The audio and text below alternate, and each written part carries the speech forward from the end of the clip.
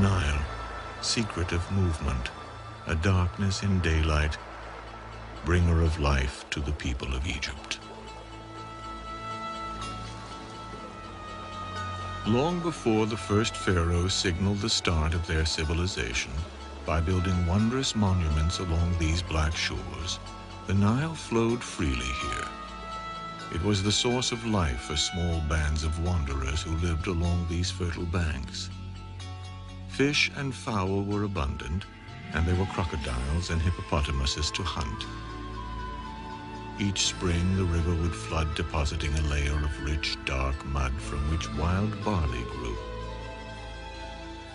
These prehistoric people of the Nile harvested their bounty with stone blades and arrowheads. Life here was so dependent on the river that the Greek historian Herodotus would later call Egypt the gift of the Nile and the temple of the world. Scratch upon a rock on these cliffs or deserts of the Nile Valley, and the mark is left forever. Into this land, 3,000 years before Christ, would be the central figures of ancient Egyptian civilization, the Pharaohs. From the beginning, the land along the Nile was divided naturally into two regions. The narrow river valley that extended northward from the African continent was called Upper Egypt. The lush delta region where the branches of the Nile empty into the Mediterranean Sea was called Lower Egypt. Joined together, this would become the Egypt of history. In this narrow valley, the monuments were built, the inscriptions written, and a mysterious religion and philosophy developed. This valley of the Nile, protected by the deserts which close it in, is the land of the Pharaohs.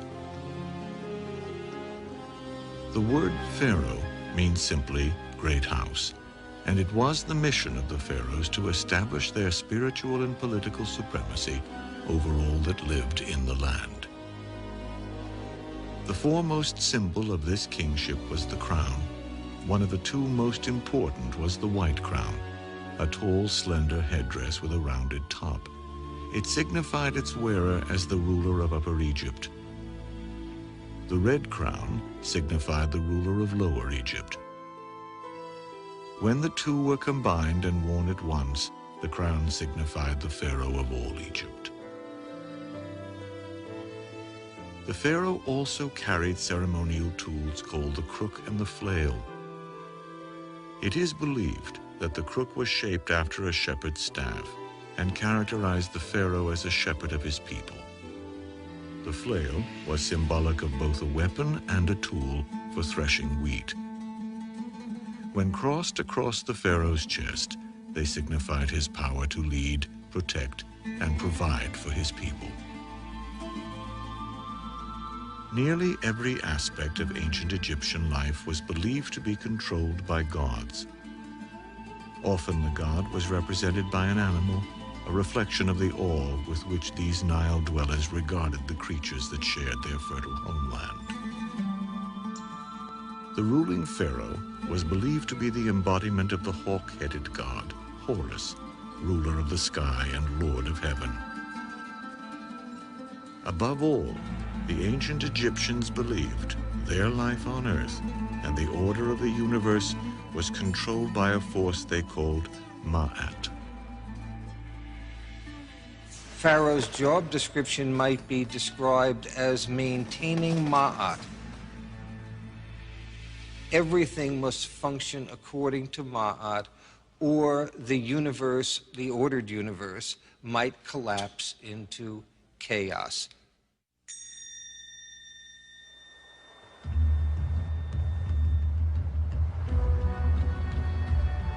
Egyptian civilization began when Upper and Lower Egypt were brought together under one warrior king in the year 3150 BC. He is believed to have conquered his enemy in a fertile field of papyrus to become the first pharaoh of Egypt. The physical evidence for this comes from Upper Egypt in the city of Heracleopolis, along the west bank of the Nile. Excavations have revealed a monumental piece of dark green slate, the Narmer palette. It is the earliest historical record of Egypt and was carved 3,000 years before Christ. This is a replica of the Narmer palette, about third scale, so the original would have been much larger than this. The classical interpretation of the Narmer palette has been that this pharaoh, Narmer, was the king who unified the country, and this document has really played a major role in that interpretation. Hieroglyphs of the pharaoh's name depict a catfish above a chisel and form the word Narmer, a name that translates literally as angry catfish. This may sound to us rather amusing. However, the Nile has several species of electrically charged catfish that are capable of inflicting a very painful electrical jolt. So that I think the name really has some resonance. According to legend, Narmer burned the enemy village and killed each of its soldiers. The reverse side of the Narmer palette depicts such a scene after the pharaoh's battle. In front of the king and the followers of Horus is the remains of a battlefield with rows of beheaded individuals with their heads between their legs. Narmer began a bloodline that marked the rise of the first dynasty of pharaohs, over 5,000 years ago. 29 such dynasties, or distinct family lines of rulers, would follow. The changes due to either lack of an heir or by the wars and political infighting that lay in the future of the pharaohs, a period that would span some 3 millennia. In order to secure his conquest, the pharaoh Narmer probably married a princess of northern origin. He then moved north along the Nile and founded his residence city at a site known as White Walls. Here, in 3050 BC, he was succeeded to the throne by his son, whose name, found on a simple shard of pottery, meant fighting hawk. He was the pharaoh Hor-Aha. Hor-Aha's greatest achievement was the founding of the city of Memphis on the site of what had been his father's residence, White Walls. This city would grow into the political and religious capital of ancient Egypt. Made of mud and wood, it has all but vanished. But the Greek historian Manetho leaves an impression of this city of White Walls. Memphis was by far the largest city I had ever seen. A colossal wall of pearly limestone encloses the city proper. Within the wall, many temples rise from the enormous spread of brown brick houses, and around them tower an army of gigantic statues. The pharaoh and his family lived in a palace inside the Great White Wall. The interior was brightly painted with scenes of Egyptian life. The wood-beam ceilings were supported by massive columns of stone.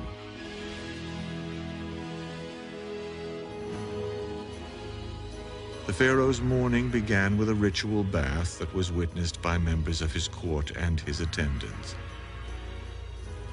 Because he was required to appear before his people dressed as a god, hygiene and appearance consumed a great deal of King Hor-Aha's time.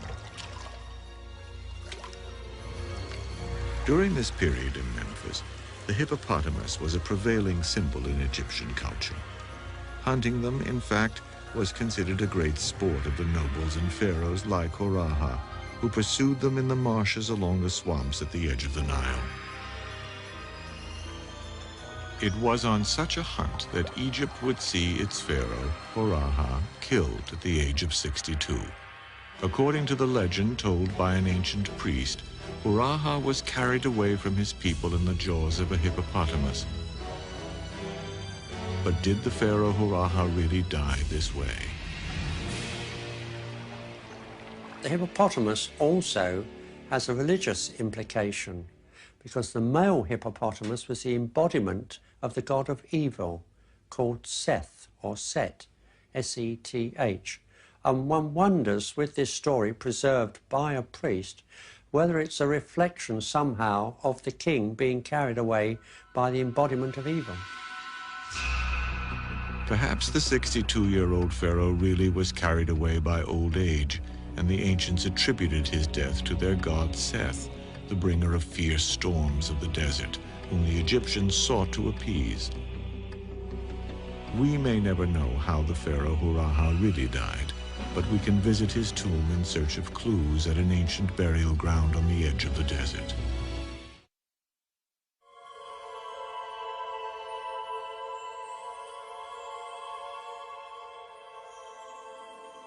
The city of Abydos was begun as a burial site by the earliest pharaohs to honor the god Osiris, lord of the dead.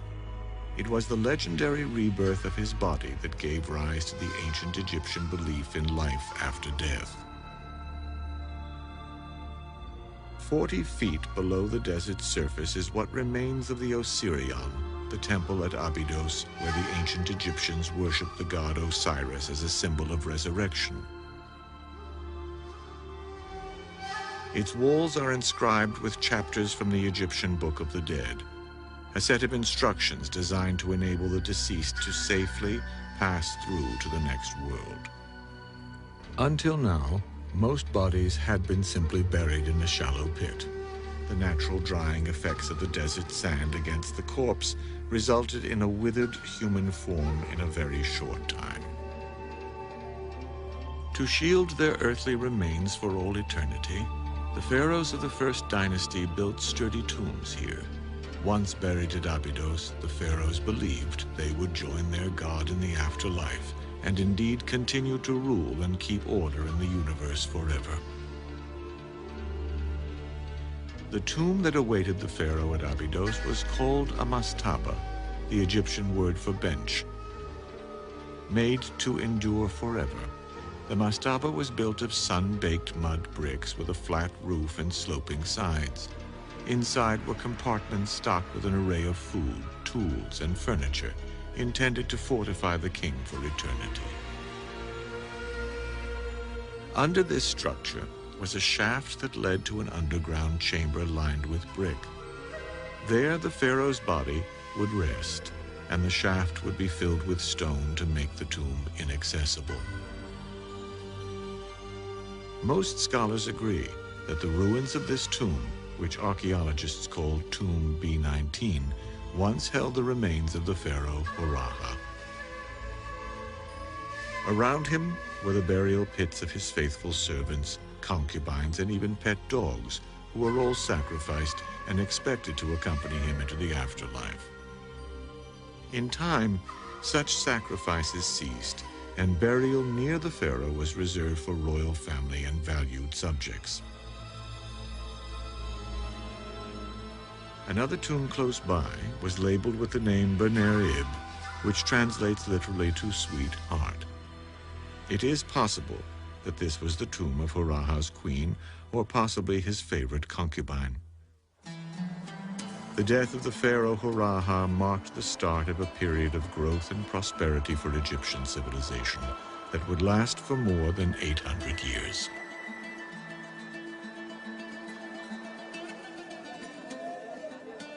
Memphis was the hub of culture and trade. Workers unloaded cargoes of livestock and vegetables that came from Upper Egypt. Gold, ivory, and precious stones were brought up from Nubia in the south. The Egyptians preserved some scenes of this ancient life in wooden models. From these, we know that barley was ground and kneaded into dough for large quantities of bread. Cows were slaughtered for meat, the preferred food of the noble class. A powerful country needed administration. These tasks fell to a special class of ancient Egyptian, the scribes. The scribes are very important because they really represent the official class, the bureaucrats who make up the government, who really made Egyptian culture possible. The pharaoh was the leader, but without the bureaucratic structure to fulfill what he thinks is needed, the Egyptians couldn't have achieved what they had to achieve. But it's important to remember that only maybe 5% of the Egyptian population at any time were actually literate. As a practical matter, the pharaoh had to delegate most of his duties to officials called viziers, second only to a pharaoh in status. These Egyptian high officials were schooled as scribes and were often depicted sitting cross-legged with their papyrus laid across their lap. This was the customary posture for writing. Not only did the scribe ensure the pharaoh's wishes were carried out, he ensured a record would be left for history.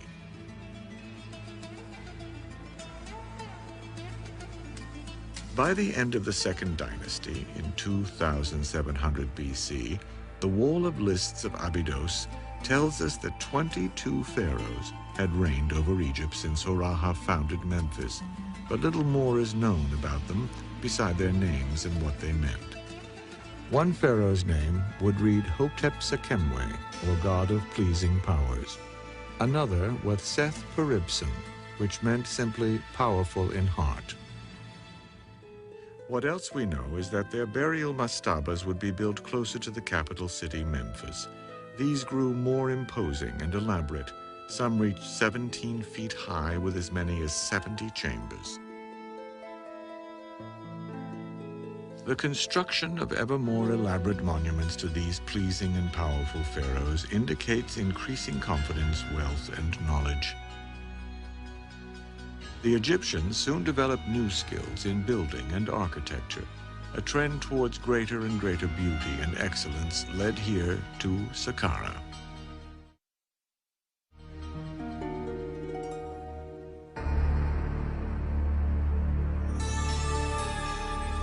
Located south of the modern city of Cairo, this remarkable stone edifice is the funerary complex of King Djoser, the first pharaoh of the Third Dynasty. With the reign of Djoser, which began in about 2630 BC, the power of the pharaoh was absolute. Everyone, from the proudest administrator to the lowliest slave, was subject to his dictates.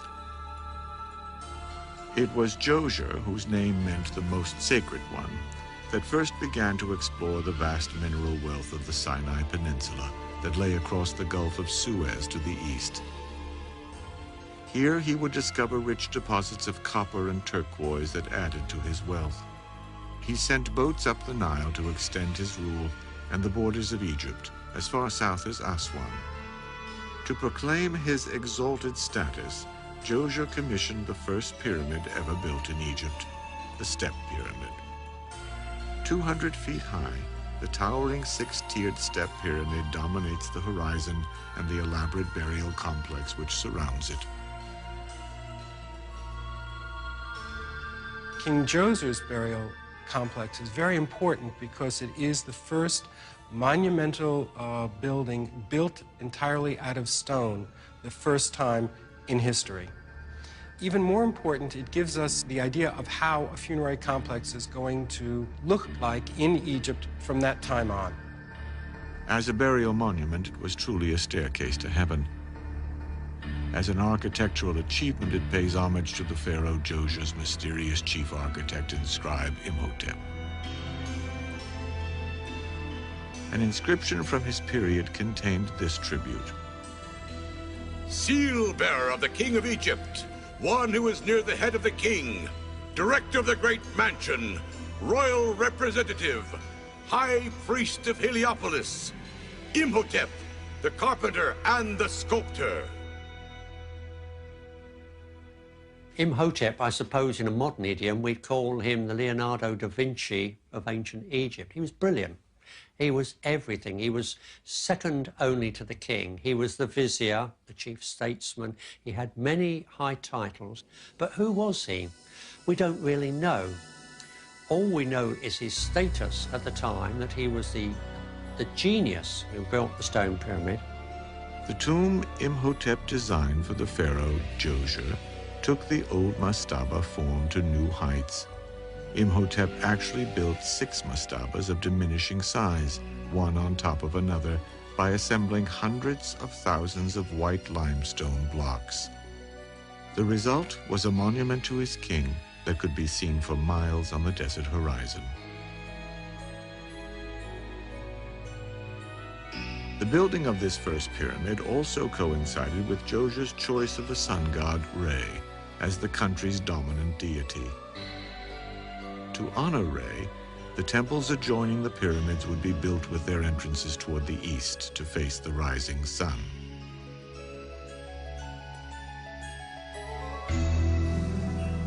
The complex was enclosed by a wall 30 feet high with many false entrances. This served as a symbolic setting for Djoser's Hebsed festival, a ceremony that celebrated the pharaoh as a magical symbol of fertility. It involved the pharaoh stepping through a ritual course that represented the four corners of Egypt. Inside one of the step pyramid's galleries, a relief depicts Djoser eternally stepping through the Hebsed festival as his court recited a pious incantation. Lord of destiny, creating the plenteous harvest, pillar of the sky, support of the earth, leader who directs the two banks of the Nile. There is plenteous harvest wherever his sandals may be. The Hebsed festival took place about every 30 years of reign of a particular pharaoh. And it was meant to be a rather civilized way of rejuvenating life in Egypt and prosperity, and to ensure that they would have this. In other cultures, very often, they would kill the king, and then there would be a new young king coming onto the throne, but the Egyptians did not do that. They had a ritual for rejuvenation, and the king would stay in power. Djoser would reign for only 19 years, and we may never know whether his Hebsed court was ever used for the festival of his rejuvenation. We do know that when he died in 2649 BC, he had begun a legacy of pyramid building in ancient Egypt that would be copied and refined for 2,000 years.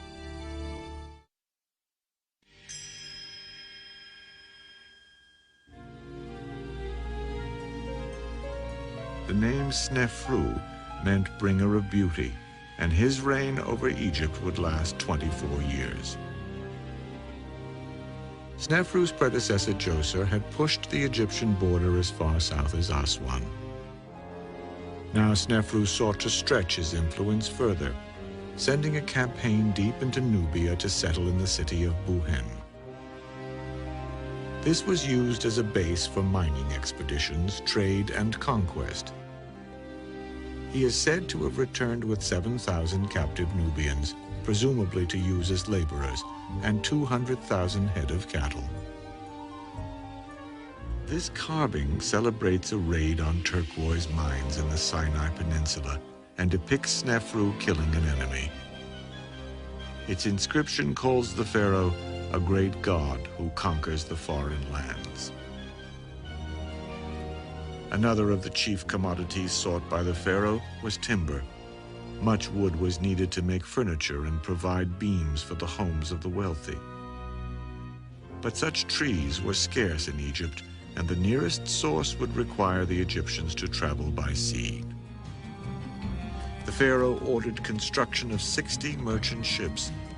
Soon there were fleets of graceful sailing vessels en route to Byblos in Lebanon. One of Snefru's scribes would record the bringing of 40 ships filled with cedar logs. Wall inscriptions from this time also tell us that Snefru awarded estates built of cedar logs and mud bricks to his high officials, but he was careful that they were widely separated to discourage them from banding together to form their own sub-kingdom. Still, the king found time to celebrate. By all accounts, life was sweet under Snefru's rule. Egypt in the 3rd millennium BC was a land of peace and plenty. Formal gatherings of nobles were hosted by the new pharaoh and his queen. Members of the court feasted on figs and fattened ducks. These people of ancient Memphis were lovers of beauty and fashion. They wore wigs, eye paint, and fine linen robes, when they wore much at all. The ancient Egyptians also paid great attention to fragrance, because body odor was a sign of sinfulness. For this reason, cones of perfumed fat were worn on the heads of eligible women. Over the course of a long, hot evening, the cones would melt and run down over their bodies.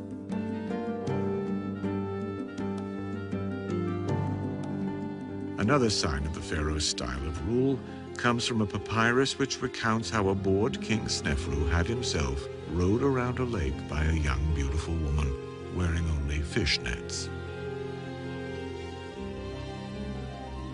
Ultimately, the ancient people of Egypt were bound to the past as embodied by the spirit of the departed. For this reason, it was only natural that the enduring symbols of the culture were mansions for the dead, the pyramids. The pharaoh Snefru would move the royal burial ground yet again, not back to Abydos, but to a new site along the Nile called Dashur. It is here that he would build the first true pyramids. For much of this century, this site has been closed to visitors and seen only by a handful of archaeologists. Newly opened, the site offers a rare glimpse of Snefru's spectacular constructions as they dominate the desolate, almost lunar horizon here.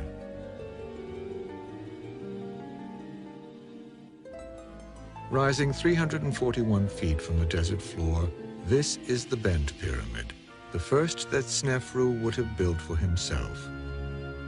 Snefru named it the Gleaming Pyramid of the South, and its shape led some scholars to suggest that the pharaoh died suddenly and his pyramid had to be finished hastily. In truth, the curious shape reveals much about Snefru's pyramid builders. The Bent Pyramid is probably one of the first major lemons that we can find in history. When they originally started building the pyramid, the Egyptian architects didn't realize that the ground on which the pyramid was built could not carry all that weight. So as a result, when they got halfway up, the interior of the pyramid started cracking. There were all kinds of structural problems. So one of the ways they tried to fix it was to change the angle of the pyramid to a less steep slope so that there would be less mass of rock on it. Inside, Snefru had this limestone relief of himself placed on the wall of a chamber. It depicts him dressed for his renewal or Hebsed festival and wearing the double crown that signifies him as the ruler of Upper and Lower Egypt. Outside his misshaped pyramid, he supervised the building of an elaborate funeral temple, part of which can still be seen.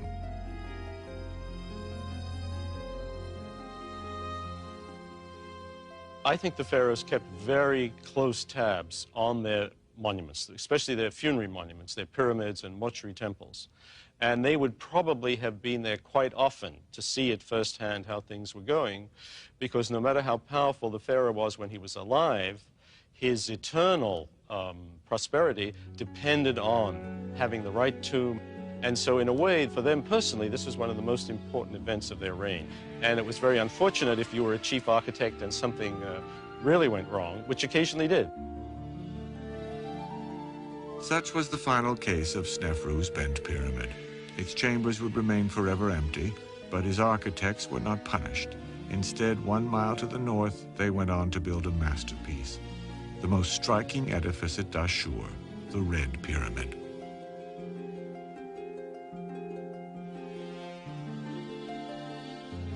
Standing 344 feet high, this is the first true smooth-sided pyramid to be built in the world.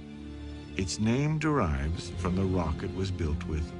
Rich in iron oxide, the stone takes on a reddish cast in the desert sunlight.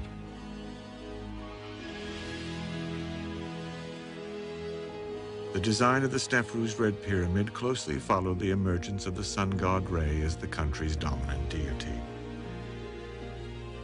The pyramid was conceived to resemble a sunburst in stone.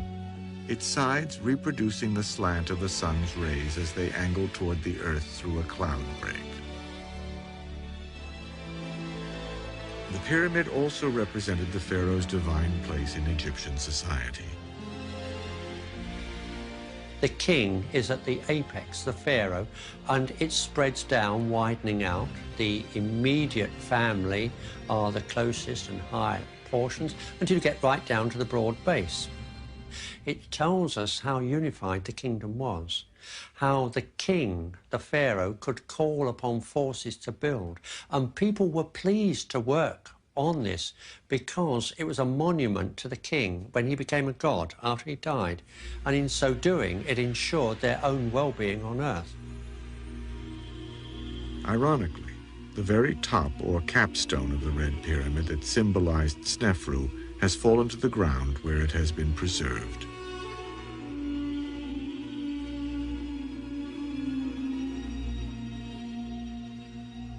In a mastaba south of the pyramid were buried Snefru's high priest Rahotep and his wife Norfret.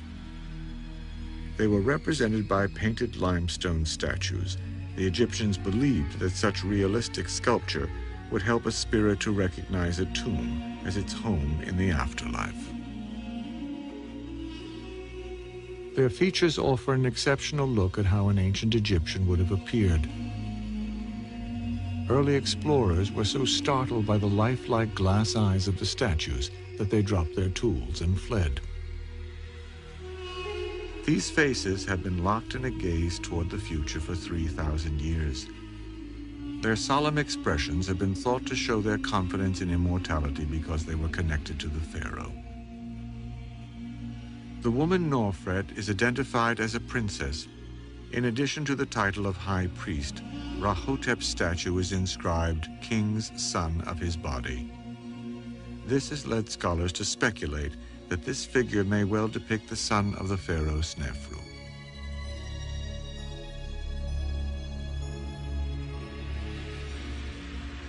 Snefru himself was destined to be buried in his masterpiece, the Red Pyramid. Inside, a magnificent hallway passage opens to a burial chamber with ceilings that stretch 45 feet high and appear to be held in place by beams made of stone.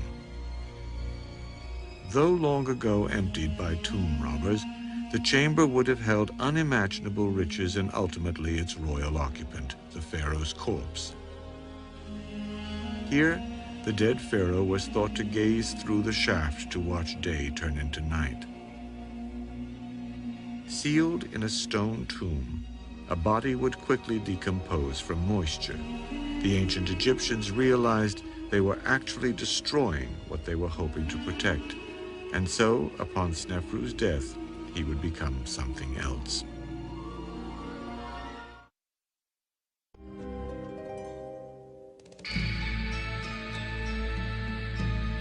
It was during the 4th dynasty in ancient Egypt that the pharaohs undertook the most ambitious building projects ever attempted before now.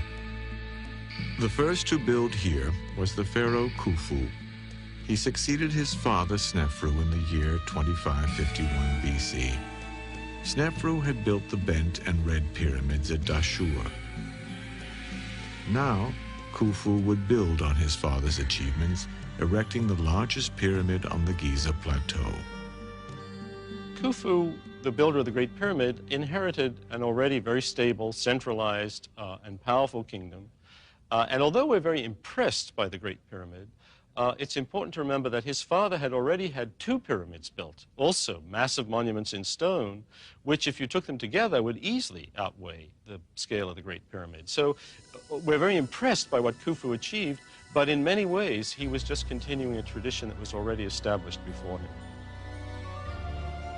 Rising some 480 feet high, the Pyramid of Khufu is taller than the Statue of Liberty, St. Peter's Cathedral, or an Apollo spacecraft on its launching pad.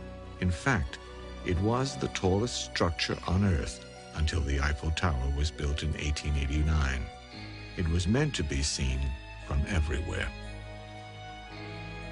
The site that he chose was very important because it's on a rise. It's a plateau and it's on a rise. And so his monument could be seen throughout the whole northern part of the country. So wherever you were around the capital, you could see the monument that was being built. The Great Pyramid is constructed of individual stones that weigh an average of 2.5 tons each. The immense structure contains more than 2,300,000 of these stones, all placed in such seemingly perfect order that it is almost impossible not to think that this was somehow the building project of gods.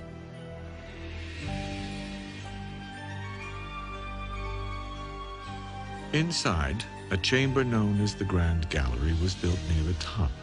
It is a red granite room, the final resting place for the pharaoh. At the far end of the chamber is the red granite sarcophagus of the pharaoh Khufu, for whom the Great Pyramid was built. The term sarcophagus comes to us from the Greek word sarx, which means flesh, and phagein, to eat. Combined together as sarcophagus, this gruesome word describes these ancient stone coffins as flesh-eating boxes.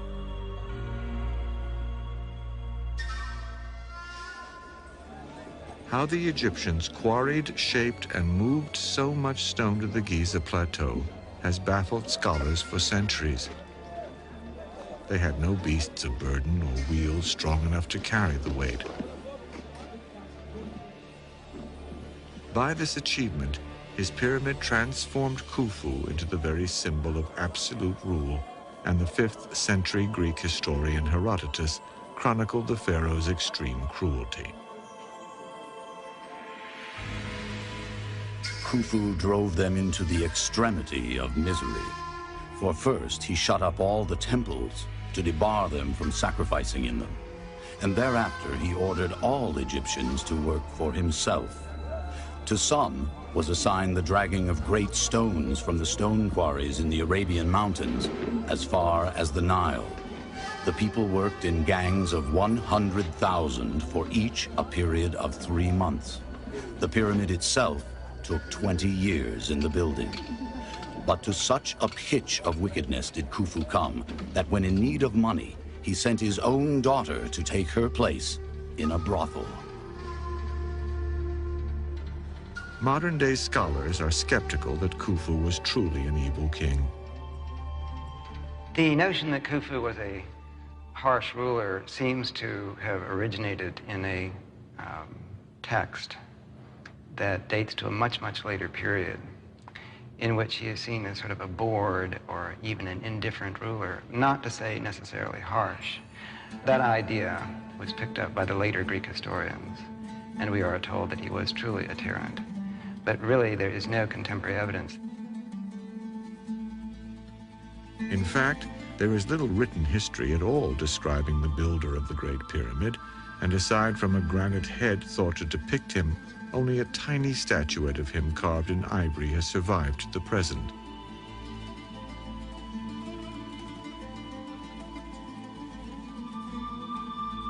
Outside his pyramid at Giza, a large burial field was recently excavated that suggests that the bodies buried here were the workers whose back-breaking labor built Khufu's Great Pyramid. Had the workers been slaves, Khufu would not have honored them with burial so close to himself. What is known is that not only had pyramid building practices evolved to a high standard here at the beginning of the 4th dynasty, the practice of embalming had grown into an arcane and mystical art that transformed a corpse into a mummy. Beginning about the time of Khufu's father, Snefru, mummification became essential in Egyptian religion for the dead pharaoh to complete a transformation from earthly ruler to heavenly king. They believed that by preserving the physical body intact, they could preserve the pharaoh's spirit forever. An elaborate ritual of embalming was designed to save the corpse from decomposition and restore its faculties so that it could live in a well-equipped tomb. The preservation of bodies through mummification allows us to gaze upon the faces of pharaohs and others whose bodies were preserved over 4,000 years ago. It also allows us to see firsthand just how mortal the god kings really were. Through medical analysis, modern doctors know that the pharaohs suffered from gallstones, tuberculosis, polio, appendicitis, hernias, club feet, and cholera. Outside Khufu's pyramid were found these pits in which mysterious pieces of cedar wood native only to Lebanon were found. Archaeologists were able to remove and then reassemble all the fragments. The result was a 143-foot boat that could actually float upon water. The boat was probably provided by Khufu's successor in 2528 BC. This was his son, Jedefre. It was he who presided over his father's burial at Giza. His name, Jedefre, meant enduring like Re, a reference to their god of the sun. Jedefre's main significance was that he was the first pharaoh to adopt such a sun name. The pharaoh Jedefre ruled only 10 years before he was succeeded by his brother Khafre in 2520 BC. Khafre, whose name meant appearing like Re, the sun god, immediately began construction of the second pyramid here on the Giza Plateau. This pyramid was for himself and built in the shadow of his father's Great Pyramid. The best evidence points to the fact that this work continued throughout his reign of 30 years. During the reign of Khafra, the Egyptians certainly seem to have been very prosperous, as they were under his predecessors, although some people have suggested that the drain on the economy and the national population of building these great pyramids was so huge that impoverishment started to set in at about that time. Indeed, there were signs that Khafre's rise to power marked a turning point for the Fourth Dynasty, a succession of kings that had begun nearly 600 years before. Still, Khafre built on, adding an elaborate mortuary temple complete with a magnificent, life-size statue of himself protected by the hawk god Horus. But perhaps the foremost symbol of Khafre's reign towers on the eastern base of the Giza Plateau, in the shadow of his pyramid, the Great Sphinx. The Egyptians revered these mythical beasts as the guardians of sacred places. Khafre's workers shaped the stone here into a lion and gave it their king's face over 4,500 years ago. This is the oldest known royal portrait in such large scale. Its ears are more than 12 feet tall, and its eyes are 6 feet high. Its body measures 240 feet, more than 3/4 the length of a football field. Its head rises to 66 feet in height, the equivalent of a 6-story building. The name Sphinx, which means strangler, was given by the Greeks when they first encountered this fabulous stone creature. The Sphinx itself may have been formed out of the bedrock that was left in that area when that was actually an area of quarrying. And some of the basic stones for the core of the pyramid probably came from that area. In fact, scholars tell us that the Great Sphinx was probably carved out of the stone left over from the pyramid of Khafre, but its ultimate purpose remains unknown. Still crouching in front of his pyramid complex, alone in the silence of the desert, the stony stare of the Sphinx provides challenges but offers no clear answers. As if to yield a clue, its time-scarred, weather-beaten face looks out upon the plain and fronts the setting sun. History would one day reveal that the sun indeed was setting upon the dynasty of pharaohs that built the pyramids and Great Sphinx of Giza.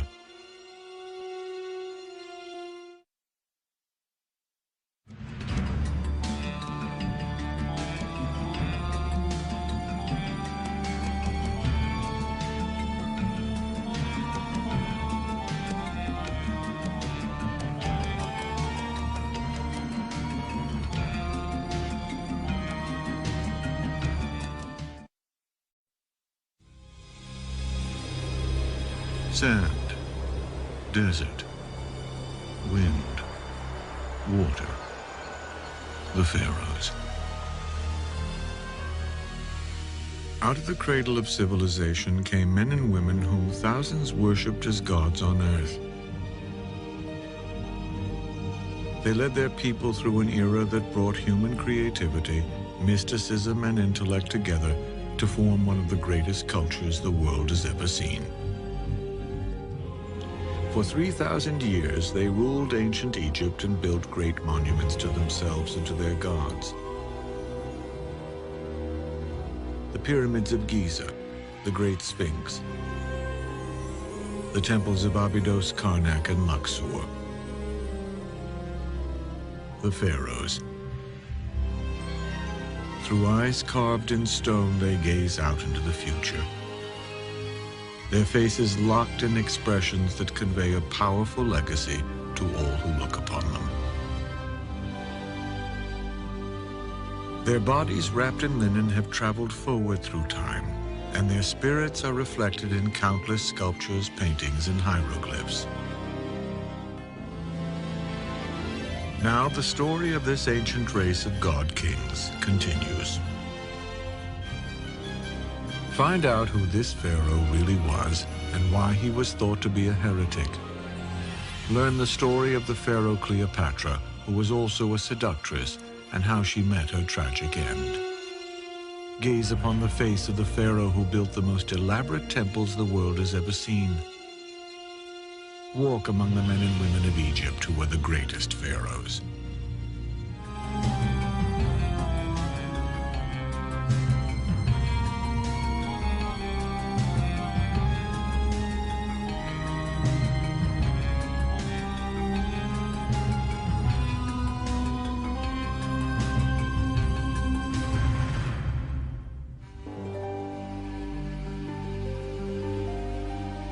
Egypt, a land where desolation and endless desert give way to a narrow strip where water flows and life took hold.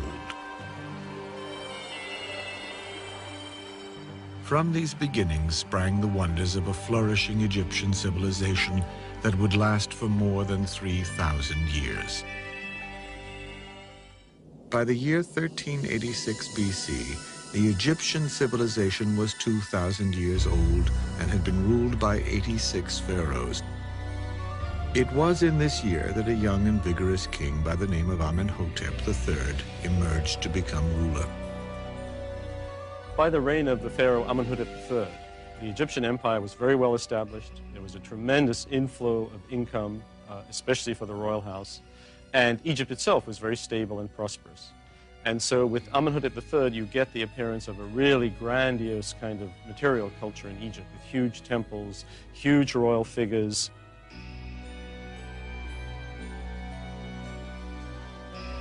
His vast building projects were centered in the ancient city of Thebes. It was here that the pharaoh Amenhotep III embellished a magnificent temple dedicated to the god Amun, the Egyptian lord of creation. It signaled a peak of craftsmanship and artistic achievement for the Egyptian civilization. Its graceful columns and expansive court remain the pharaoh's masterpiece of elegance and design.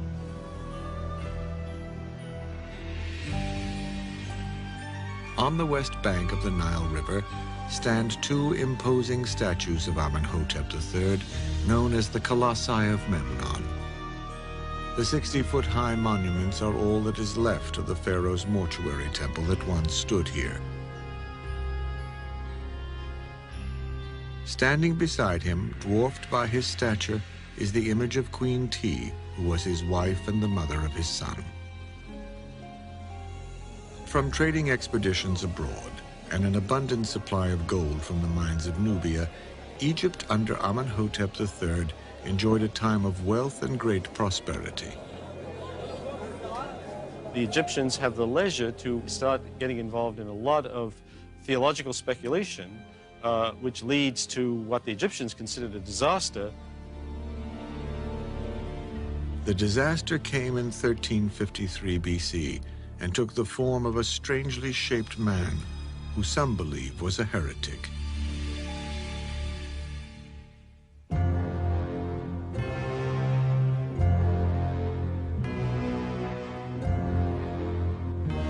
The pharaoh Amenhotep III had been grooming his oldest son for the throne when the young prince died. This left his younger brother, Amenhotep IV, to succeed their father. He had been studying religious matters, however, not affairs of state. As a result, his reign was a revolutionary departure from the long-entrenched traditions of Egyptian kingship. Scholars still struggle to understand this pharaoh. Was he a fanatic or a great reformer, a visionary or a madman? Whatever the answers, he was without question the strangest of all the pharaohs. For over 1,700 years, the Egypt of the pharaohs had worshipped many gods. Amenhotep IV wanted Egypt to follow only one god, the sun god called Aten. As if to complete the transformation of Egyptian religion, the pharaoh changed his name from Amenhotep to Akhenaten, which meant servant of the sun god Aten.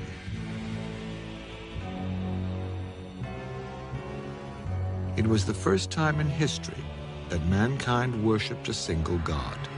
This radical change rocked Egypt to the very clay of its ancient foundations. Akhenaten's reign was one of the great crisis points of Egyptian history. It was a period during which the old beliefs were overturned, the capital was moved, and the temples and cults were essentially shut down. This can't have been easy for the population.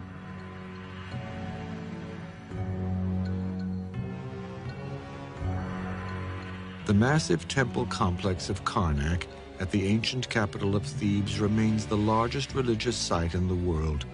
It was here, in 1350 BC, that Akhenaten was crowned pharaoh in a traditional ceremony.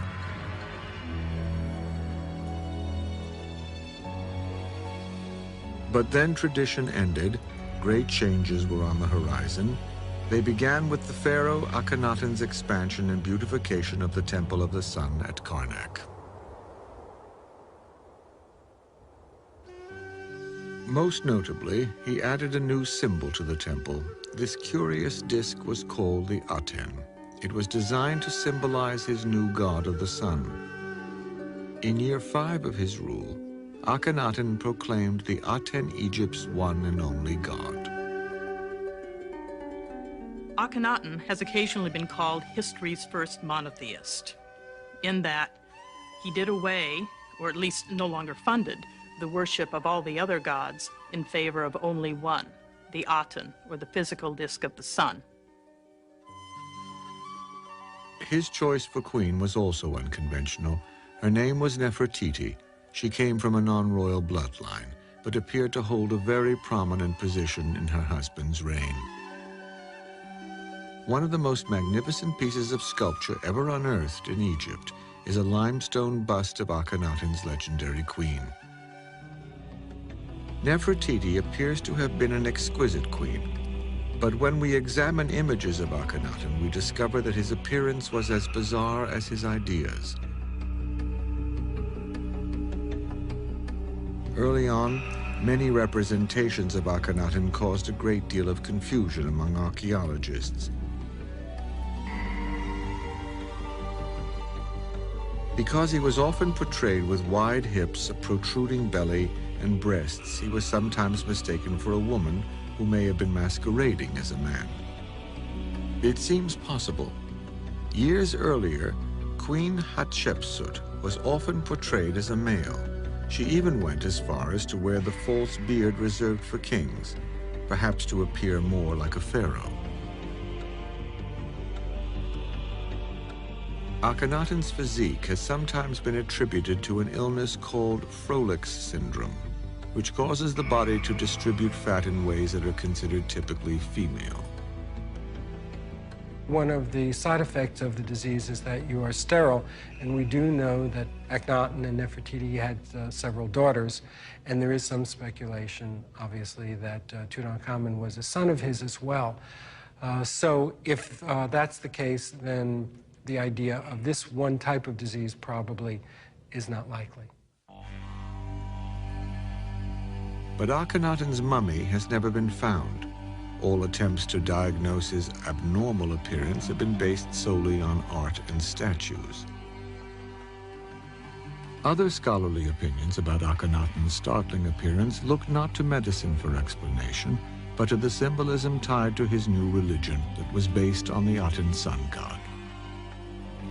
Akhenaten's new religion was a radical departure for Egypt, but so strong was his conviction that he was willing to defy and eliminate the powerful religious institutions which represented the beliefs of virtually the entire population.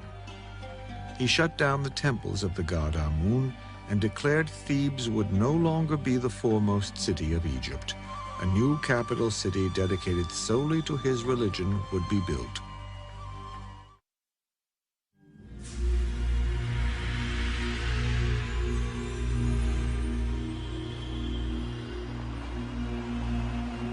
The pharaoh called his new city Akhetaten, which meant the horizon of the sun god.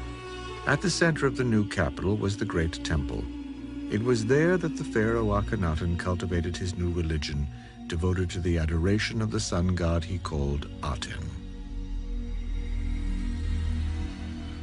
Before Akhenaten's religious reformation, ordinary people worshipped outside the temples, while the king, priests, and the elite of society performed their rites inside mysterious secret chambers. Akhenaten changed all that. He wanted the people to worship along with their pharaoh, out in the open under the sun's life-giving rays. It is believed that 3 ceremonies a day were held at the great Aten temple. The first was at dawn, as the sun rose over the cliffs east of the city.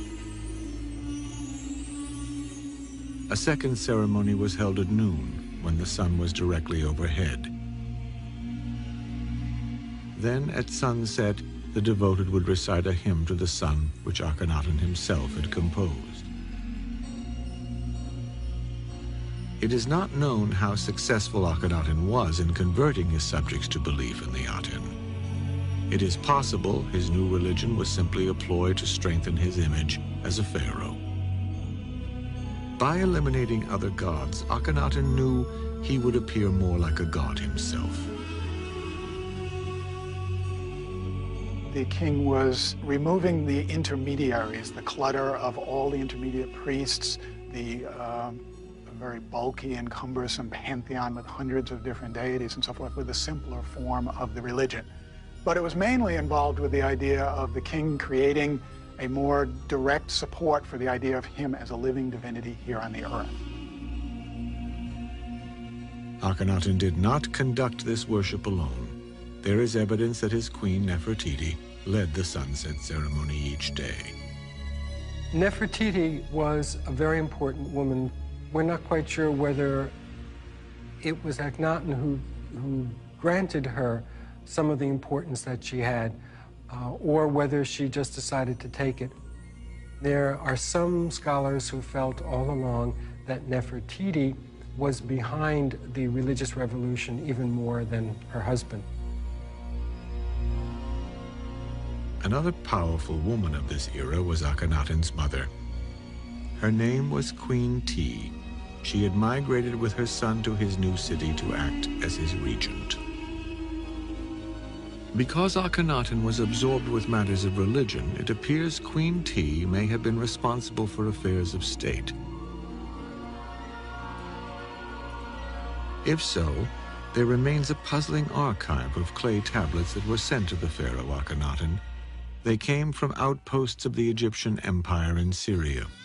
The tablets reported that the outposts were under attack and failing. These writings, known as the Amarna letters, pleaded for supplies to be sent and promised continued loyalty in exchange. It is likely earlier pharaohs would have responded with soldiers and strategy. In this case, however, it seems Queen T may have been the one who ignored these pleas for help.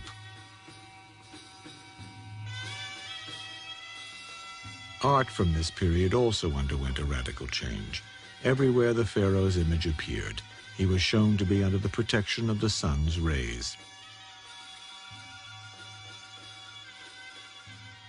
While previous pharaohs were depicted as being physically perfect, Akhenaten instructed the royal artisans to picture him more realistically.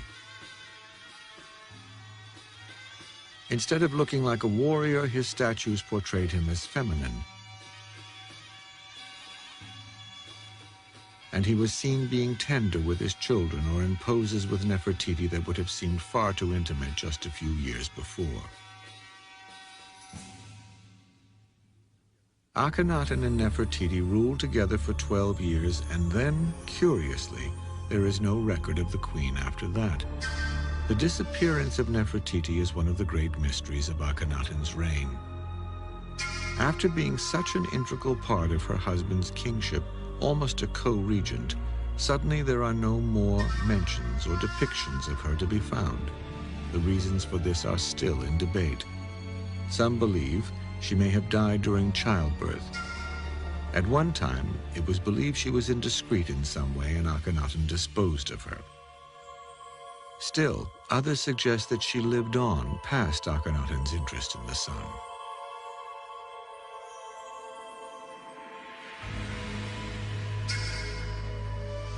Nefertiti could have, in fact, been the more devout of the two and cloistered herself away to remain loyal to the cult of the Aten. But the basic situation seems to be that she actually died. And there is evidence that she was buried in the royal tomb at Amarna, in what is called the royal wadi, beyond the confines of the royal city. In any case, Akhenaten did not have to suffer from a lack of companionship. He appointed a new male co-ruler. His name was Smenkhara, and some believe he may have been the pharaoh's younger brother. It is possible that he married one or more of his daughters. If he did that, that would not actually be unusual for a pharaoh.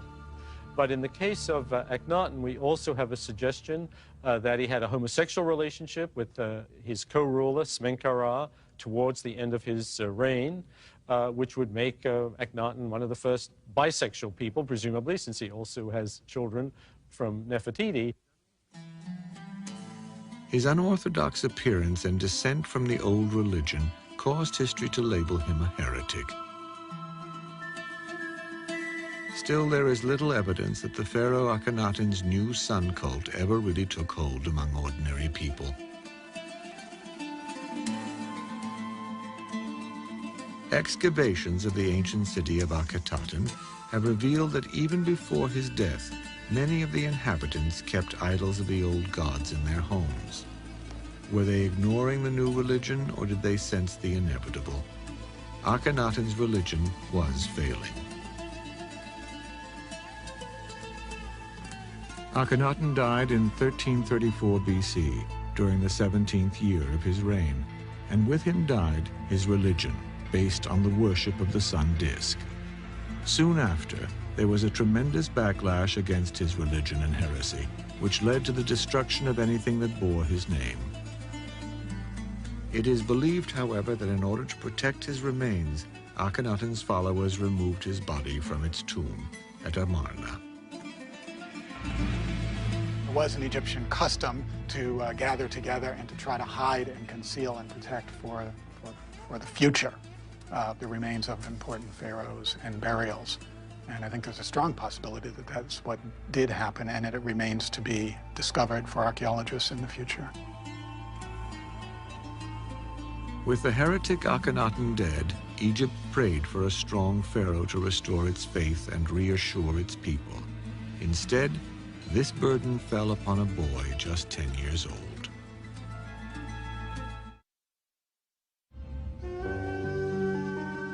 Behind the great cliffs of Dar el-Bahari, in the mountains west of Thebes, lies a golden landscape formed in primordial times, when floodwaters from the Nile cut through the earth, leaving a series of gullies and dry stream beds called wadis.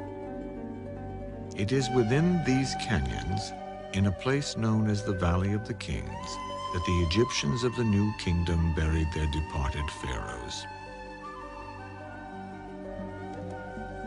It was here, on a balmy afternoon in 1922 AD, that a modern-day discovery saved the legacy of a minor pharaoh from being lost in the sands of time. From evidence recovered, it was learned that this king, named Tutankhamun, was the son of the heretic pharaoh Akhenaten. This may explain why so little was known of Tutankhamun before this finding. When the Egyptians tried to erase the memory of Akhenaten, they may have also tried to erase the memory of his son. The list of kings inscribed on the walls at Abydos curiously omits Tutankhamun's name along with Akhenaten's. This has led scholars to ponder the question, who was the pharaoh Tutankhamun?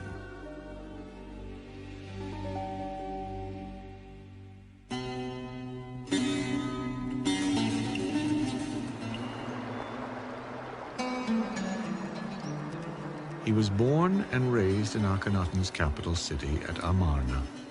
His birth name was Tut-Ankh-Aten, which meant living image of the sun god. But with the death of his father, the old religious beliefs and the cult of Amun were reinstated. Accordingly, he removed the Aten from the end of his name and replaced it with Amun to become the legendary boy king Tutankhamun. His new name meant image of the god of life. Artifacts exist which depict him as a robust king attacking Nubian and Syrian enemies.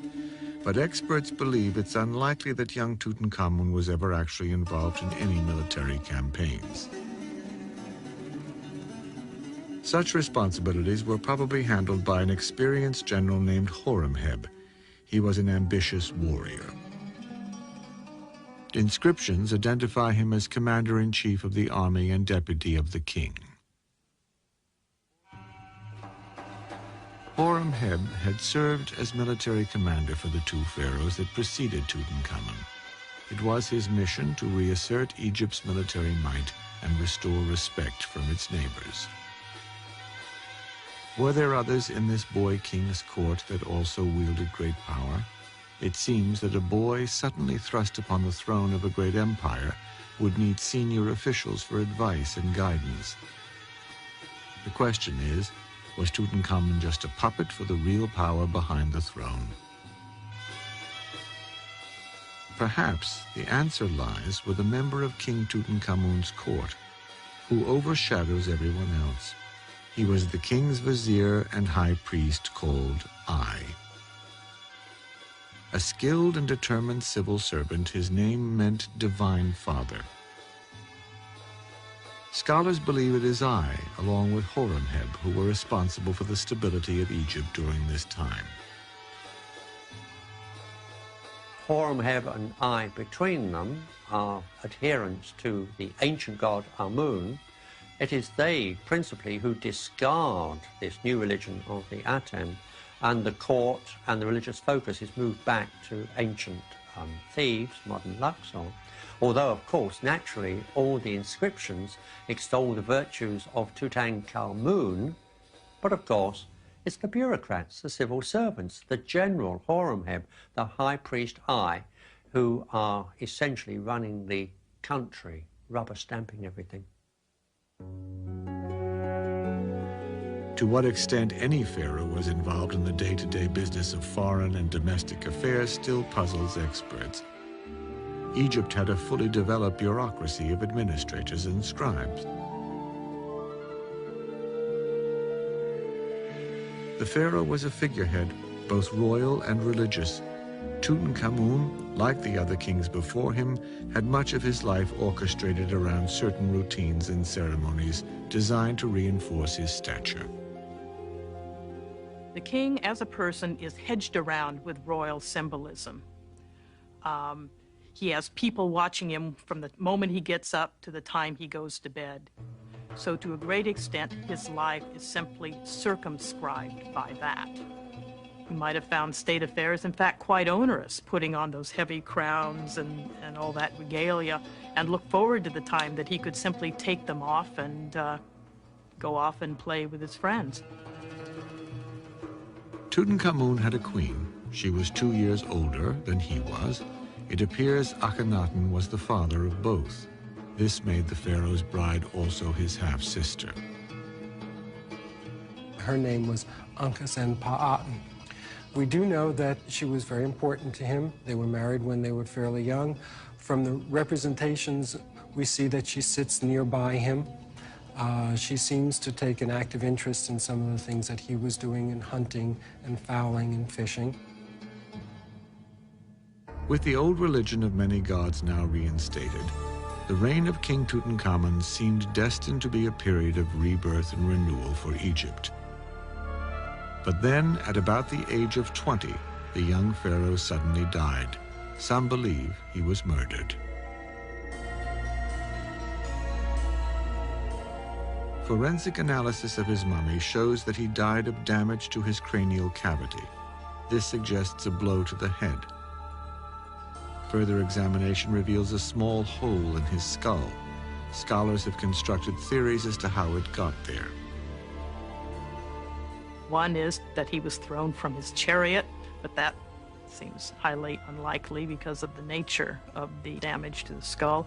Others that someone crept upon him in the night and thrust a small pointed object into the brain and therefore did away with him in a silent and stealthy manner, and still others that he might have died of a cerebral hemorrhage. Was there a conspiracy to murder the pharaoh? Some believe the damage to Tutankhamun's skull didn't occur until after he was dead. It is known for a fact that embalmers were not very careful.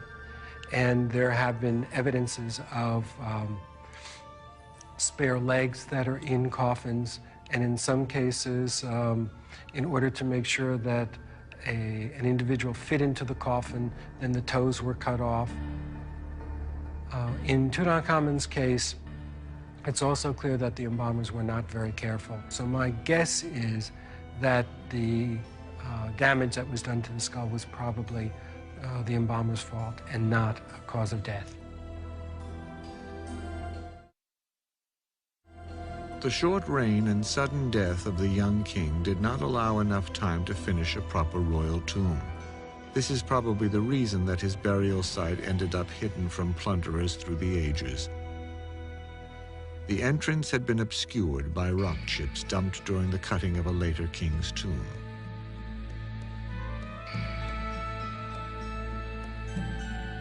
The treasures found in Tutankhamun's tomb have awed the modern world. Up until their discovery, men could only imagine how Egypt's once brilliantly colored temples and artifacts would have appeared in ancient times. The contents of the young pharaoh's tomb reveal the true opulence and splendor of the era.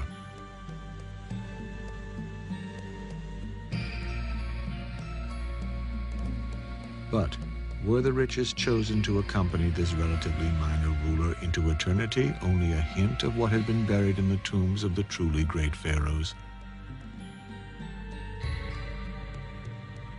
Some historians have suggested that we should not assume the larger tombs were filled with even more treasure. The pharaoh Tutankhamun's burial may have been richer than most. The people may have been grateful to him for the restoration of the old religion. Or there might have been an emotional outpouring for someone that died so young.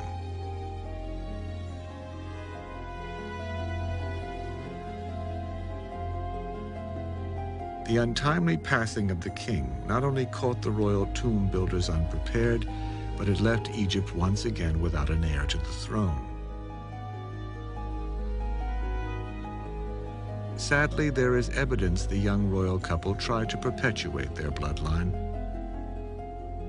2 mummified fetuses were found in Tutankhamun's tomb that are almost certainly the remains of stillborn daughters. Although it is only a theory, some experts speculate that inbreeding may have been one of the many factors, including disease, politics, and warfare, which contributed to the decline of other kingdoms. In Tutankhamun's case, inbreeding may have rendered his children too frail to survive.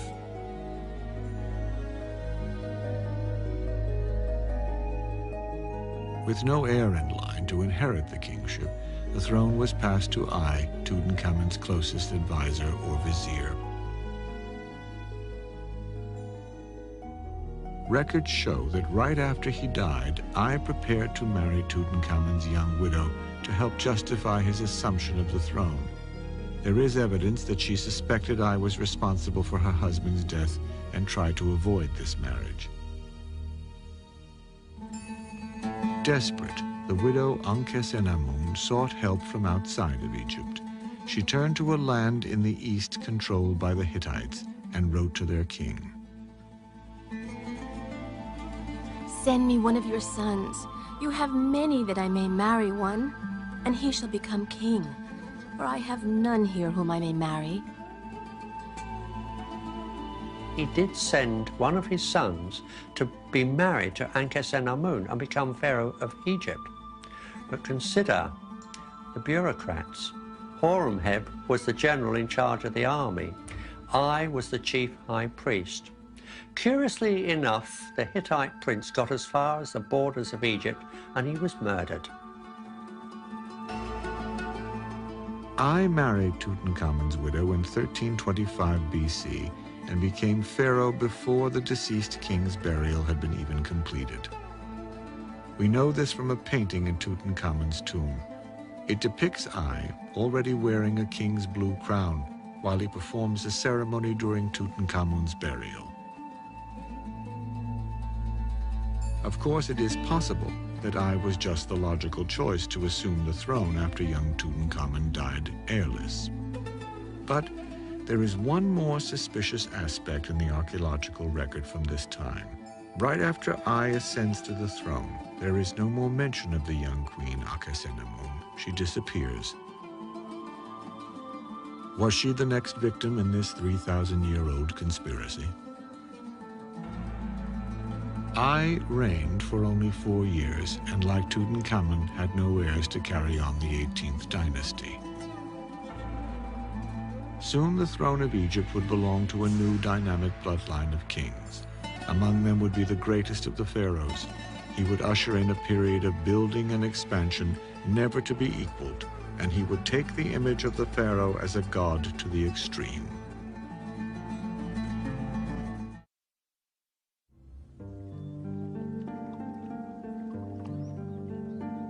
The city of ancient Thebes.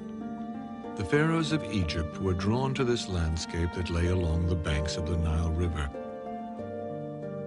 Queen Hatshepsut had embellished it with an obelisk that bore her name.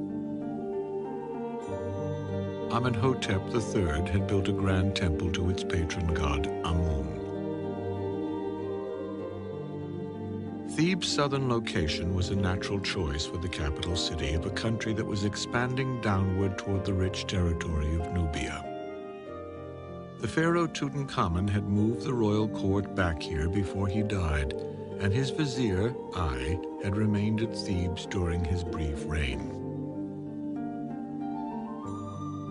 In 1321 BC, the general called Horemheb proclaimed himself to be the pharaoh of Upper and Lower Egypt. His name meant Horus in jubilation. Horus is Egypt's hawk-headed deity, a bird of prey, the god of the kings.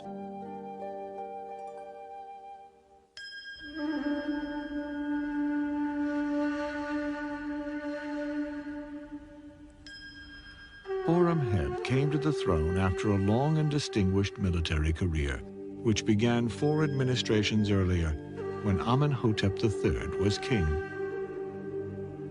He was later appointed the great commander of the army by Akhenaten, and under King Tutankhamun he was given the title of the king's deputy.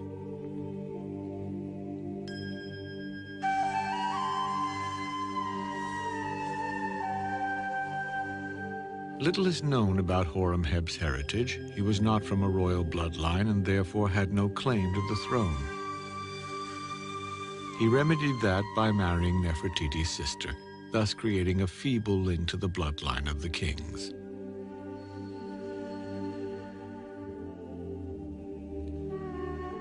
Already middle-aged, Horemheb immediately set out to restore Egypt to its status prior to Akhenaten's heresy.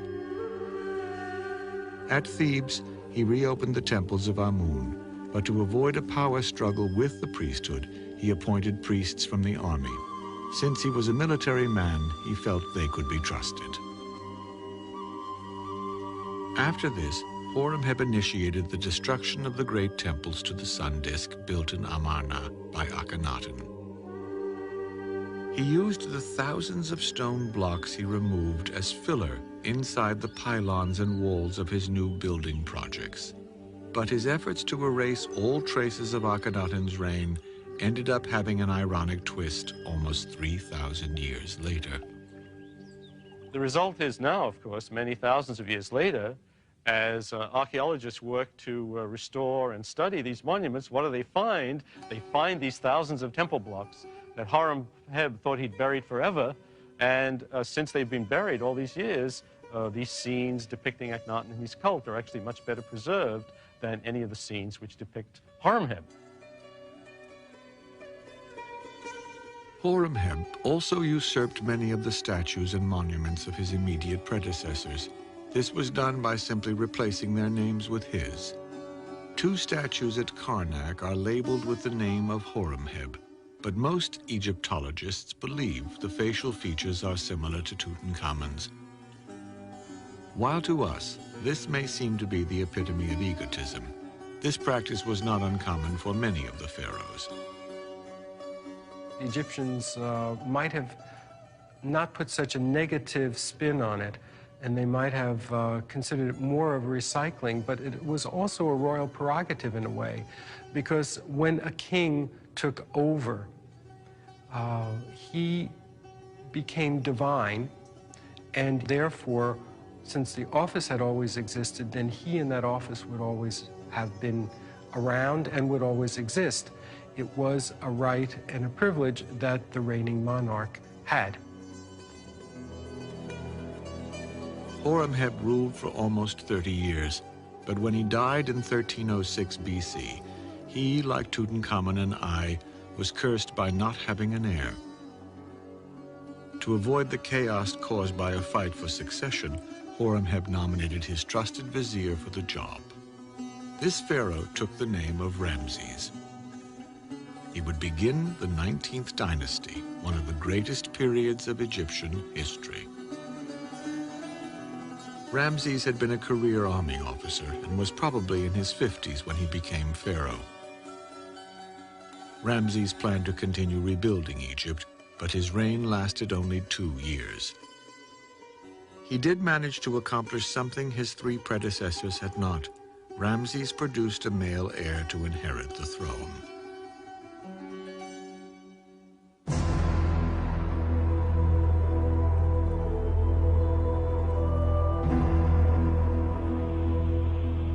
Ramses' son was Seti I. He had been the vizier and troop commander during his father's brief reign. After inheriting the throne, Seti gave himself the additional title of repeater of births to signify the beginning of a new era. During his time as pharaoh, Egyptian art and culture flourished. Tremendous building projects were also undertaken. At Karnak, Seti enhanced the building of the great hypostyle hall here in the Temple of Amun.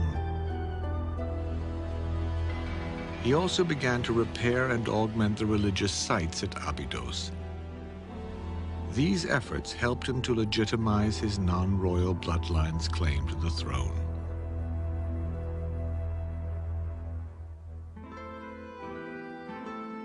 Abydos was the ancient center dedicated to the cult of Osiris, the god of the dead.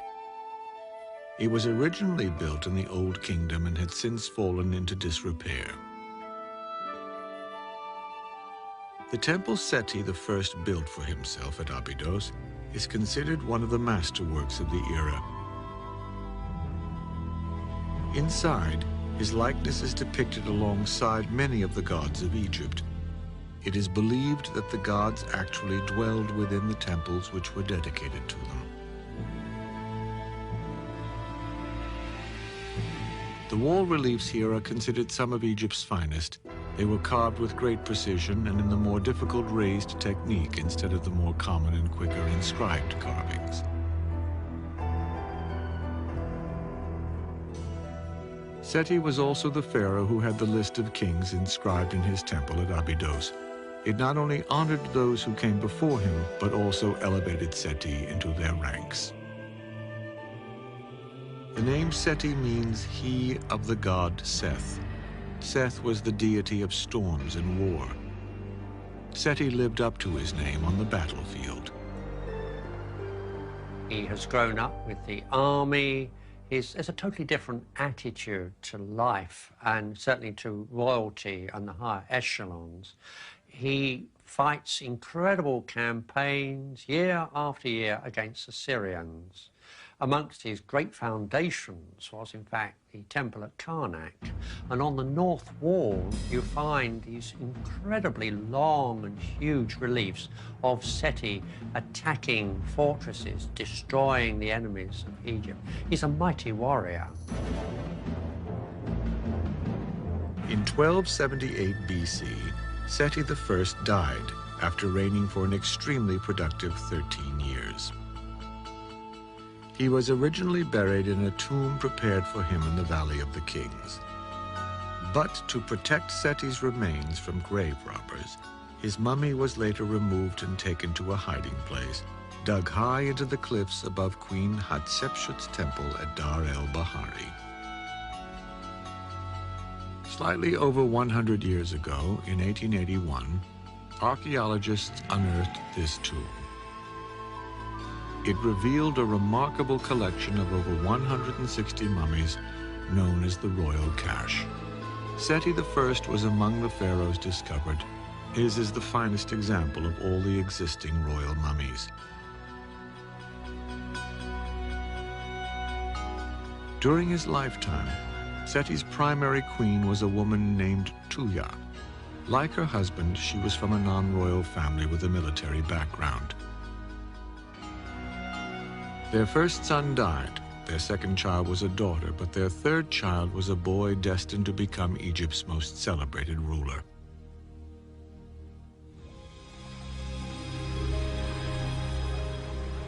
The dog star Sirius is the brightest in the Egyptian heavens. Each year, it disappears around the beginning of May to reappear about the 18th of July. To the ancient Egyptians, its return signaled the new year and the time for the annual Nile floods that would leave behind a new layer of fertile soil. One year, during Seti's reign, the floods were particularly high. Egyptian legend told that this was the good omen that announced the coming of the next ruler of Egypt. This was Ramses II. Ramses II has become the name that is almost synonymous with Pharaoh. But it may have been Seti's careful preparation of his son, the crown prince, which really predestined Ramses' success. Ramses II was probably one of the best prepared pharaohs in Egypt, because by the time that he came to the throne, they really had a fairly regular process of making sure that all the senior royal princes had a lot of experience in military affairs, in governance. So when they came to the throne, they were already experienced and effective in what a pharaoh needed to be. By the age of 15, Ramses was already accompanying his father on military campaigns. By 22, he led his first command to put down a small revolt in Nubia. He also ambushed Mediterranean pirates who were searching for plunder along the mouth of the Nile. By the time Seti I's reign was coming to an end, his son had already proven himself as a military leader and worthy of kingship. Possessed with unmatched vision and self-confidence, the future king was poised to leave his indelible mark on the history of Egypt.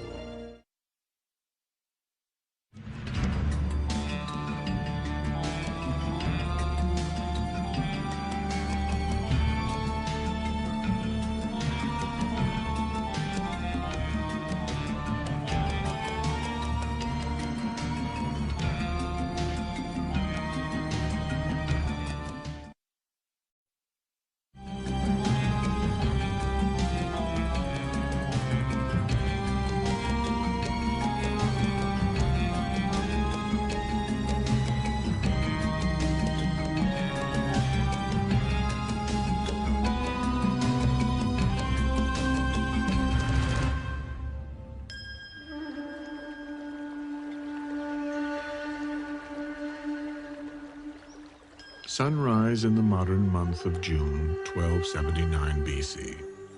This was the day that a dynamic young prince, 25 years old, was crowned Pharaoh of Egypt. This was Ramses II. It was the beginning of an extraordinary time for this ancient land.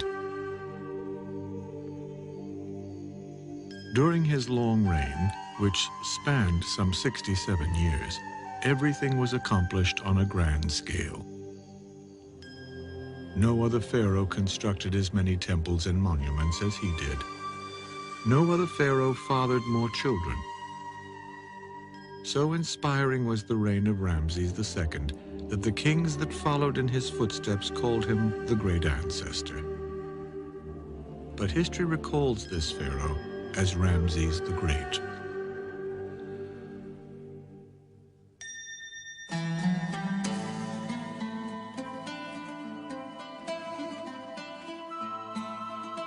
When Ramses II came to the throne, he was prepared for kingship as perhaps no other prince before him. His father, Seti I, had commanded victorious military campaigns and guided Egypt through a period that was unsurpassed in building and art. He was determined that his son would possess the education and military skills to ensure these traditions would continue once he had become pharaoh. As a boy, Prince Ramses rode alongside his experienced father in military campaigns in Libya and Syria. And because the hope of the new dynasty rested with him, the importance of producing heirs to perpetuate the royal family line was also impressed upon the prince. This was a royal task Ramses took on with a passion. It has been estimated that even before he became pharaoh, his two principal wives in the royal harem had already bore him more than 20 children. Egyptians married young, and so royal princes, before they came to the throne, would probably be married more or less as soon as it was feasible. And the idea would be that they would start producing children very soon. And there's really two reasons for that. One is, it's no good having one prince. That prince simply may not survive long enough to become the next ruler, so you've got to have a number. But the other thing is, the royal house was a kind of image of fertility and productivity for the Egyptians. And so pharaohs and princes tried to produce a lot of children. Ramses recounted the details of his early life in an inscription at his father's temple at Abydos. The all-powerful Seti himself made me great while I was a child. He equipped me with women, a royal harem, and placed those of the north and the south under my feet.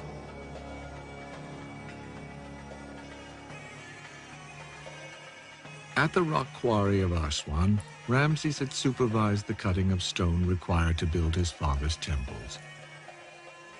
Now that he was pharaoh, Ramses wasted no time in using the lessons he had learned then to erect monuments of his own. Ramses II was probably the first great master builder of the world, and he really built more probably than almost any other monarch in ancient history. In the southern frontier of the country, we have the temple at Luxor, which is a state temple to the god Amun, and he is the major builder in that temple. It was here, at the Temple of Luxor, that a huge festival was mounted in his honor 2 months after his coronation. As a symbol of his gratitude, he commissioned a new gateway, obelisks, and the first of many colossal statues of himself. This is the upper part of an enormous statue of Ramses II that comes from a temple that he built at Abydos in southern Egypt. This is a very fine example of the traditional representation of the pharaoh in ancient Egypt as a kind of powerful adult male. And in this case, because the statue had been buried in the desert sand, it still retains a lot of its color and shows us how brightly colored Egyptian statuary and temples were, so that they really looked more like living entities than simply just stone-carved images. Under Ramses, the so-called hypostyle hall, started by Amenhotep III at the Temple of Karnak, was expanded and completed. Like all of the building projects of Ramses the Great, it is a marvel of ancient architecture. Its 134 columns form a veritable forest of stone, which once raised a ceiling to a height of 75 feet.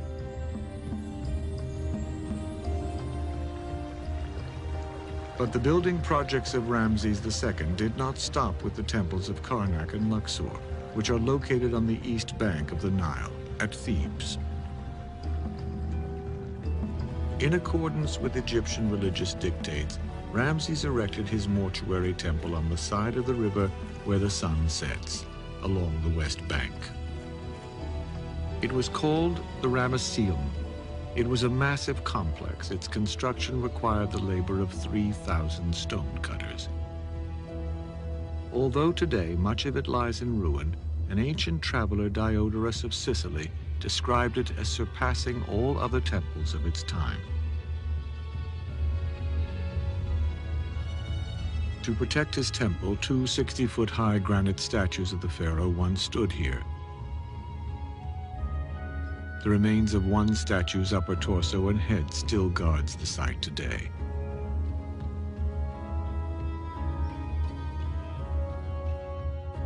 But it was at Egypt's southern border near modern Sudan that the pharaoh Ramses' grandest monument to himself is found. It dominates the landscape along the Nile and is called the Temple of Abu Simbel. Carved out of the side of a mountain, the grandeur of this great temple must have led ancient river travelers to believe they truly had entered a land ruled by gods. Experts believe that the construction of Abu Simbel began during the 10th year of Ramses II's reign in 1269 BC and took 13 years to complete. Although it was dedicated to the Egyptian gods Amen-Ra and Ptah, the enormous sandstone monument glorified the god-king Ramses himself more than anything else. 4 colossal likenesses of the pharaoh gaze out across the Nile from a facade that appears to have grown right out of the earth. They are commanding figures that reach a height of 65 feet. If they could stand, these giants would be nearly 100 feet tall. By comparison, religious symbols and representations of his queens, children, and relatives are dwarfed. Abu Simbel is a miracle of engineering. It is oriented so that on only 2 days of the year, during the spring and fall equinoxes, the rays of the rising sun will pierce the entranceway. The light then makes its way past 8 33-foot-high statues of the king portrayed as the god Osiris. Continuing along the 215-foot corridor, the sun's rays finally enter the most secret sanctuary of the temple. Here the light illuminates the statues of 3 gods seated within. Not surprisingly, Ramses himself is among them. A 4th god, Ptah, is also represented but not entirely in the light. Evidently, this is because Ptah is the lord of shadows. Adjacent to the site of Abu Simbel, Ramses the Great built a temple to honor his favorite wife, Nefertari. Its rock face features 6 statues of the king and queen and has been interpreted as an amazing display of the king's affection. This was a great honor to be so closely associated with the pharaoh, and it is likely Queen Nefertari witnessed the dedication of her own temple at Abu Simbel.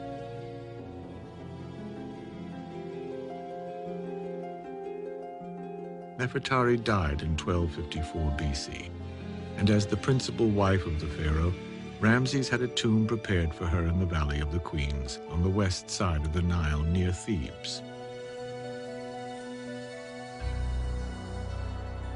The tomb lies some 25 feet below ground level.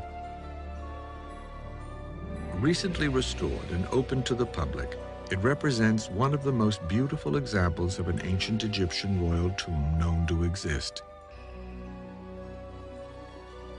Inside, Nefertari is portrayed on the walls in symbolic poses with the gods.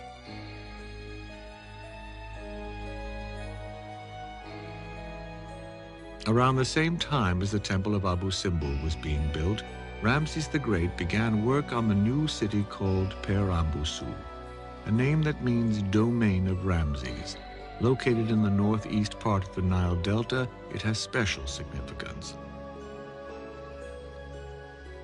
Hebrews had lived peacefully around the Nile Delta for 400 years, but concerned over their numbers, Ramses and his father before him may have forced them into the hard labor of constructing this new city. It is from here, around the year 1263 BC, that the story of the Exodus in the Bible probably took place. Ramses II is often associated with the Exodus. The details that are given about Egypt at the time, including naming a specific city, fit in with the later New Kingdom and the general period of Ramses II. And we know that there were many, many peoples brought in for various reasons during that time. So I would say that it's basically a true story. It's recorded only in the Bible because it was an extremely important event in history of the Hebrews. It would have been a minor event to the Egyptians of the day. Whether or not he was the great pharaoh of the Bible, there is little question that Ramses' vast building projects left no corner of Egypt without a reminder of his omnipotence. By erecting so many monuments to himself, Ramses raised his image to the status of a god.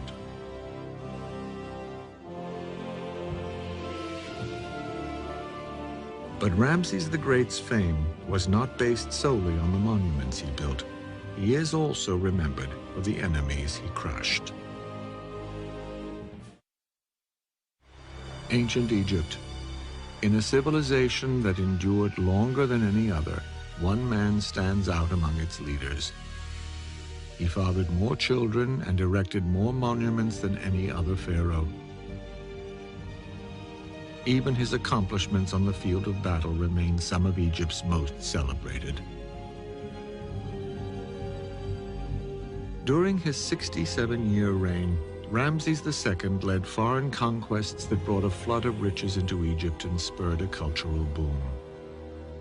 New monuments and additions to temples were paid for with tributes to Ramses and by the spoils of war. The labor was provided by slaves he captured in battle.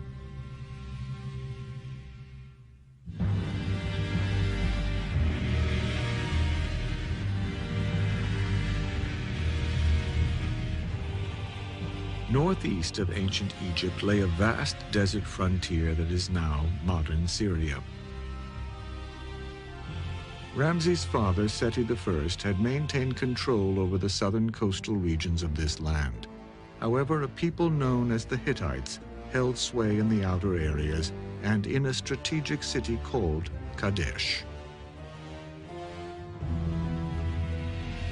During the 4th year of the reign of Ramses the Great, a revolt took place in the Egyptian-occupied area. Ramses was determined to retain the land his father had won for Egypt and use the opportunity to oust his enemies, the Hittites, from their stronghold once and for all.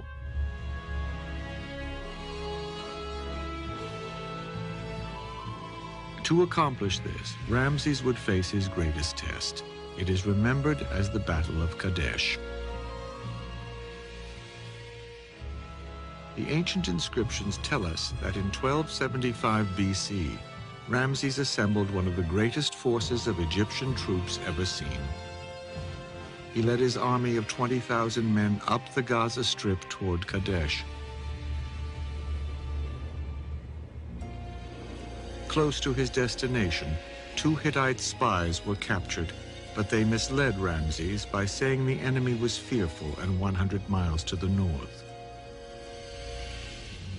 Confident, Ramses moved ahead with only 1/4 of his force and then set up camp to wait for the remainder of his army. By the time he learned the formidable Hittites were actually lying in ambush, it was too late. Miraculously, Ramses did manage to hold off the enemy long enough to allow Egyptian reinforcements to arrive. A complete rout was avoided, but most experts believe the Battle of Kadesh ended in stalemate. It is apparent, however, the pharaoh didn't see it that way.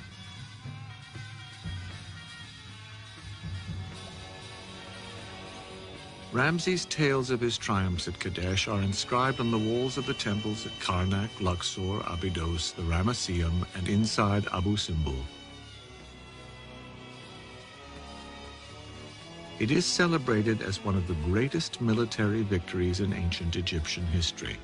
But did it really happen that way? One of the most interesting sets of historical documents we have from the reign of Ramses II is the series of representations and inscriptions describing the Battle of Kadesh, this great battle in which Ramses portrays himself as defeating the Hittites at the site of Kadesh in Syria. The actual outcome of the battle, however, appears to have been more of a stalemate, and it's one in which the Egyptians did not come out looking very victorious. Campaigns against the Hittites continued in later years. Ramses finally realized he could not hold the far reaches of Syria. In what some believe is the first peace treaty in history, the two countries agreed in 1259 BC to a non-aggression pact of mutual support. Carved in clay and stone, both Hittite and Egyptian versions of the document survive to this day.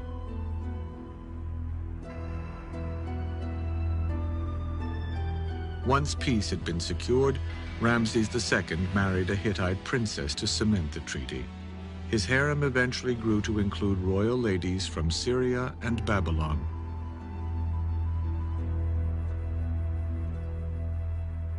Ramses II died in 1212 BC. Records tell us he was 92 years old.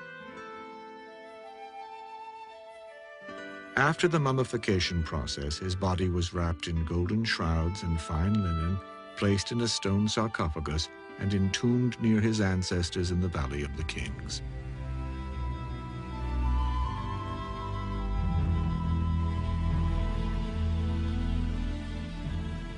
Despite all the provisions to ensure an everlasting afterlife, over the next 200 years, his burial site was repeatedly plundered by tomb robbers.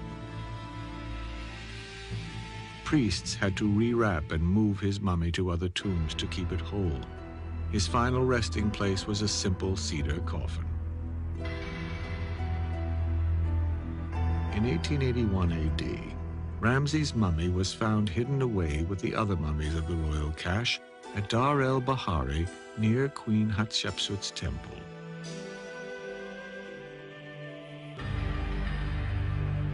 Analysis of his mummified remains revealed him to have had red hair and a height of about 5'6". His aquiline nose had been well preserved because his embalmer stuffed it with peppercorns.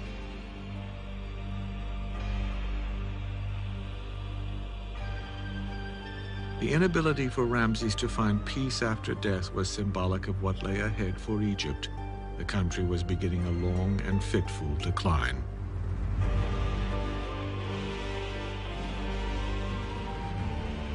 It is believed Ramses the Great sired over 200 children, of which more than 100 reached adulthood.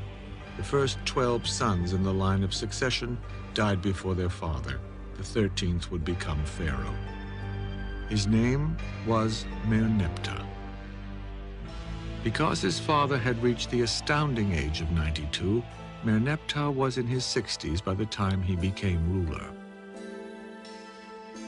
Although he did wage successful military campaigns against the Libyans and Nubians, his 10-year reign was too short for him to equal Ramses' achievements. Still, the discovery of a portion of Merneptah's palace at Memphis was a great archaeological find. No other remains of a pharaoh's residence have ever been unearthed.